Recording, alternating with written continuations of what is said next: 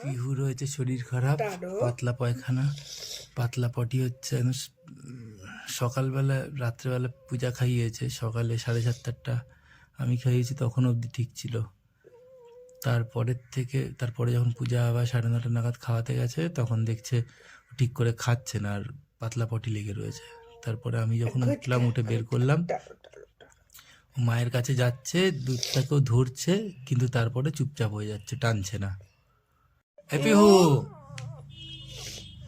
পিহু, ডাক্তারবাবু বলেছে মেট্রোজিল খাওয়াতে, মেট্রোজিলের লিকুইড, ওটা একটু আগে খাওয়ালাম, আর ওআরএস খাওয়াতে বলেছে।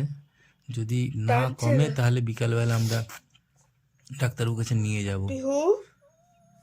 তো ওআরএস টানতেই পারছে না, আবার ড্রপারে করে দিতে হবে। ফিডিং বোতলও আনলাম ওর জন্য।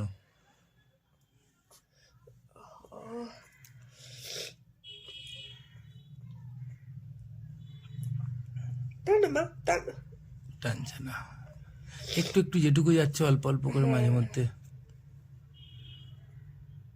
ও পশমের কাছে যাচ্ছে, কিন্তু শাক করছে না, ও চুপচাপ গিয়ে পশমের কোলের মধ্যে ঢুকে শুয়ে থাকছে। মনে হচ্ছে বিকালে ডাক্তারের কাছে নিয়ে যেতেই হবে। খেয়ে নে মা। পিহু, খেয়ে নে মা। ড্রপার দাও শুভ। ওরে বাবা, ওকে এরকম দেখে। পিহু, ড্রপার দাও শুভ। আছো মা, আছো আছো আছো।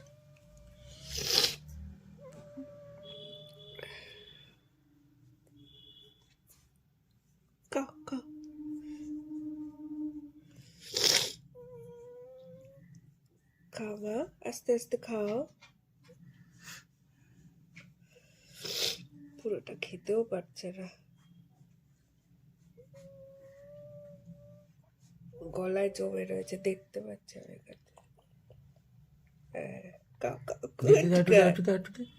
নেই ওর মধ্যে।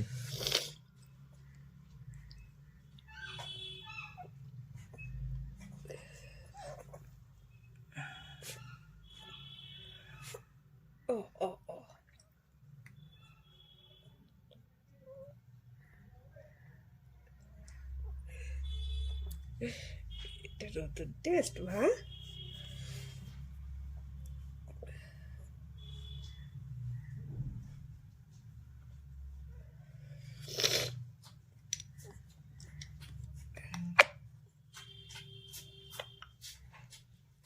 ওলে বাবা, ওলে বাবা, ওলে বাবা। আচ্ছা, আবার একটু পরে। ওলে বাবা,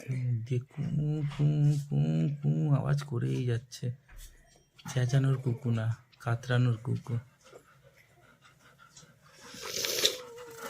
এই যে মা এসেছে দেখতে। কি মামা, কি মামা? ঠিক আছে, ঠিক আছে, বেবি ঠিক হয়ে যাবে। পিহু,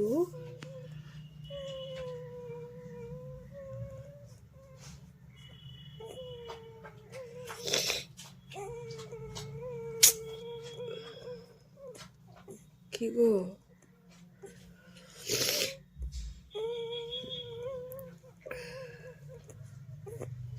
ওষুধটা খেয়েছে, একটু সময় দে, একটু সময় লাগবে ওষুধটা কাজ করার জন্য। আলটিমেটলি টানা শুরু করেছে ওআরএস, আর ওষুধ খাওয়ার পর ডাক্তারের কাছে একবার নিয়ে যেতেই হবে। কি তো গালে টোল পড়েছে নাকি? পিহু, তোর গালে টোল পড়েছে?